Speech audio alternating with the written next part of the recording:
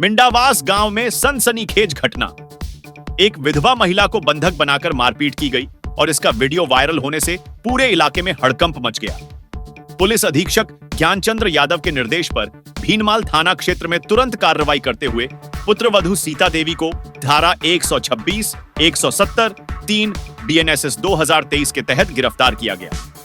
घटना के पर्दाफाश में सामने आया कि 63 वर्षीय पीड़िता पारू देवी को लोहे की सांकल से बांधकर रात भर प्रताड़ित किया गया।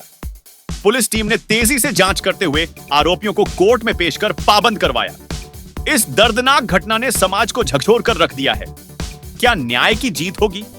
क्या पीड़िता को इंसाफ मिलेगा? सर्कल न्यूज से हर अपडेट के लिए जुड़े रहें। यह है मिंडावास की सच्चाई जो सवालों के घेरे में है। आगे की जांच जारी है। करे दीदी ताला धरे राती जी तो भैया राती आऊ ओगड़ी में ये कने कने दीदो है कने कने दीदो है कनिका एक तकलीफ तो भेड़ो हां आ देखो सोपो हां सोपो धरे अरे तुम वारे हां अरे नहीं तारू जी तो लड़ाई की लायू तारू तारू या दिए मेरी रोटी भी दीदी रोटी तो दिन दिन हुआ है रोटी तो गाल तो दिन सारा हुआ है